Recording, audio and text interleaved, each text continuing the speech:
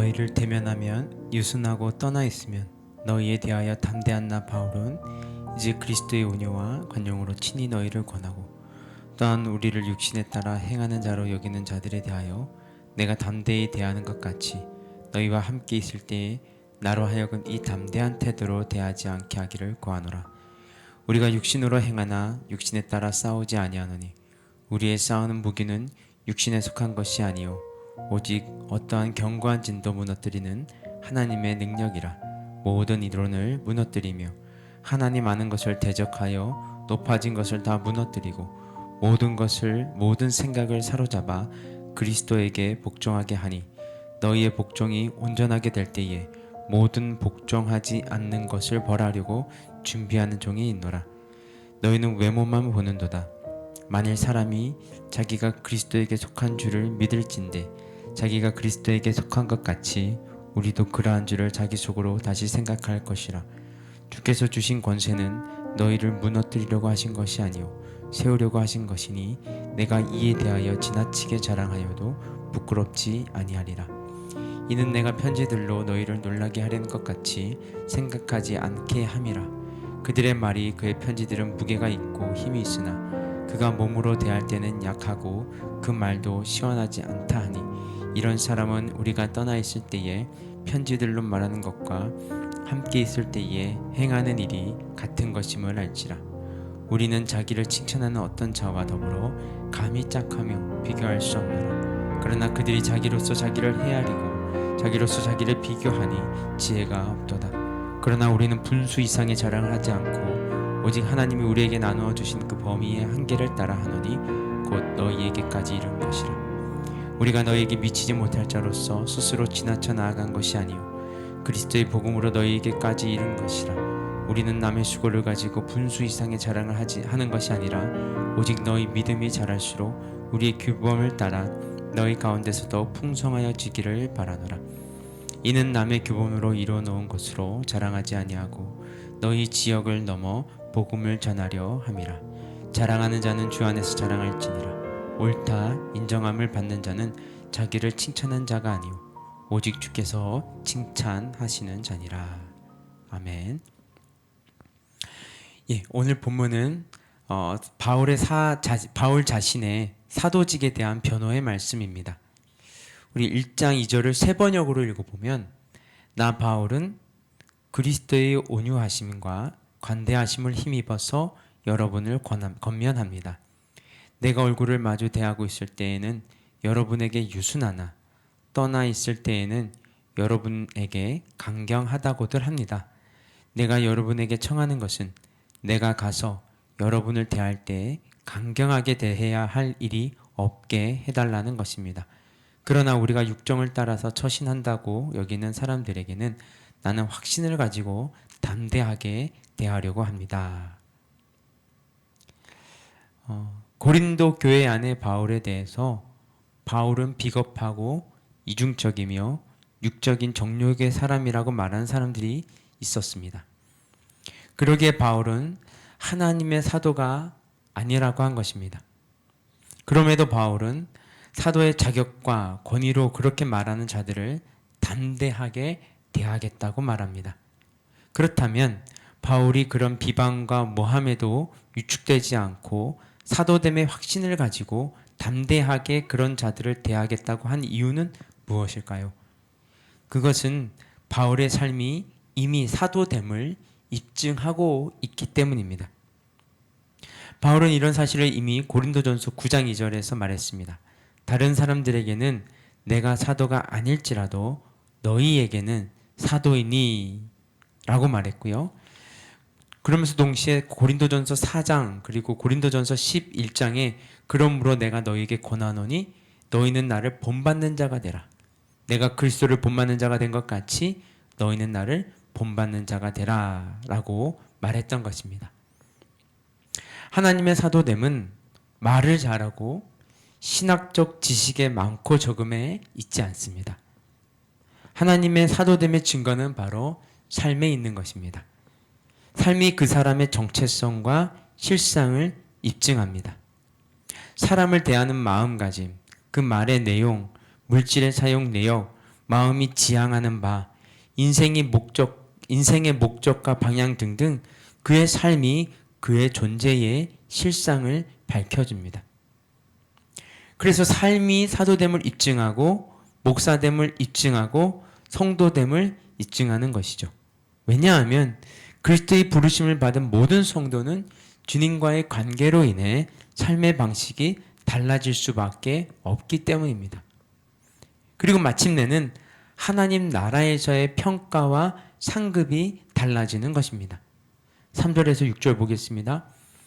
우리가 육신으로 행하나 육신에 따라 싸우지 아니하노니 우리의 싸우는 무기는 육신에 속한 것이 아니요 오직 어떤 견고한 진도 무너뜨리는 하나님의 능력이라.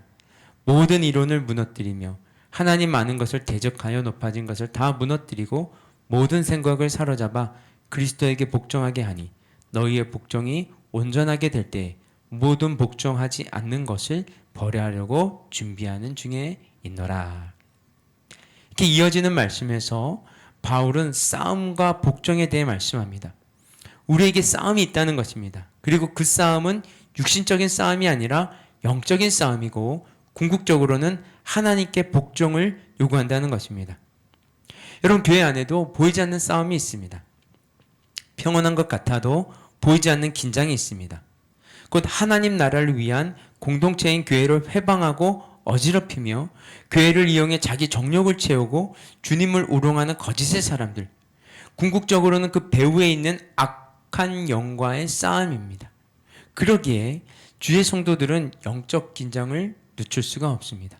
그리고 그 싸움은 육체적인 힘이나 인간적인 방법으로 이길 수 있는 싸움이 아닙니다.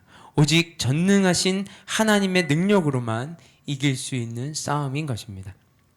그러므로 하나님의 부르심을 받은 주의 성도들은 철저하게 말씀과 기도의 사람이 되어야 합니다. 왜냐하면 전능하신 하나님의 능력은 말씀과 기도 속에 나타나기 때문입니다. 하나님은 말씀과 기도를 통해 교회를 견고히 붙들어 주시고 성도들을 견고하게 연합시키십니다. 말씀과 기도를 통해 거룩과 경건한 옷을 입고 한결같이 하나님 나라 복음을 위한 길을 갈 때 하나님은 그의 삶과 공동체 가운데 하나님의 살아계심과 행하심을 나타내십니다. 우리 계속해서 7절에서 18절 말씀 보겠습니다. 이 말씀은 바울의 적대자들에 대한 바울의 반박입니다. 이 구절을 세 번역으로 잠깐 살펴보면요, 여러분은 겉모양만 봅니다. 누구든지 자기가 그리스도께 속한 사람이라고 확신한다면 자기가 그리스도께 속한 사람인 것과 같이 우리도 그리스도께 속한 사람이라는 것을 다시 한번 스스로 명심해야 할 것입니다. 바울의 편지는 무게가 있고 힘이 있지만 직접 대할 때에는 그는 약하고 말주변도 변변치 못하다라고 말하는 사람들이 있습니다. 이런 사람들은 우리가 떠나 있을 때 편지로 쓰는 말과 함께 있을 때 행하는 일 사이에는 아무런 차이가 없다는 것을 알아야 합니다. 이와 같이 바울의 적대자들은 고린도 교회 성도들의 눈을 어둡게 했고요, 바울을 비난했습니다. 그들은 외형으로 사람을 판단하게 하고 바울이 권위적이며 그의 글과 실제가 다르다고 비난한 것입니다. 우리가 살면서 가져야 하는 지혜는 겉으로 보여주는 것에 속지 않는 것입니다. 겉으로 보여지는 것에 매이지 않는 것입니다. 특히 시각의 지배를 받는 이 비주얼의 시대에는 더더욱 그렇습니다. 왜냐하면 보여지는 것에는 허구가 많기 때문입니다. 옛말대로 속빈 강정인 경우가 많기 때문입니다. 그래서 스스로 공허한 인생이 적지 않습니다. 겉이 그럴듯하고 화려하다고 다 행복한 것은 아닙니다. 의미가 있는 것은 아닙니다. 도리어 그 반대인 경우가 많이 있습니다.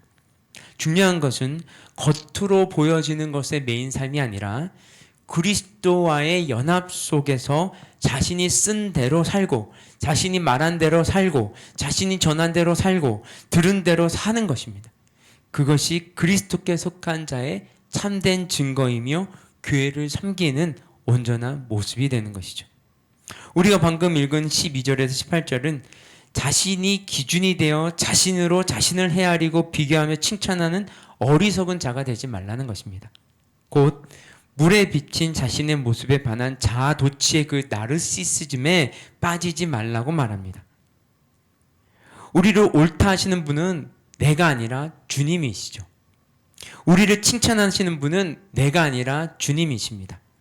우리가 자랑해야 할 분은 오직 주님이십니다. 왜냐하면 오직 주님의 십자가로 인해 우리는 하나님으로부터 의롭다 함을 인정받은 것이고, 십자가의 삶에서 칭찬받고, 주님은 우리에게 영원한 주님의 나라, 빛과 생명의 나라를 약속해 주시기 때문입니다.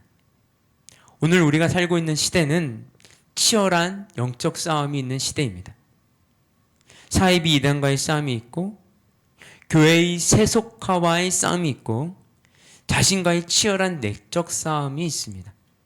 그러기에 더더욱 목사가 목사됨, 성도의 성도됨이 요구되고 요청되고 있는 시대인 것이죠. 그러므로 정말 말씀을 생명처럼 여기고 말씀과 기도 가운데 주님이 우리에게 가르쳐 주신 그 십자가의 길을 가시는 저와 여러분 되시기를 주님의 이름으로 축복합니다. 우리 함께 기도하겠습니다. 하나님,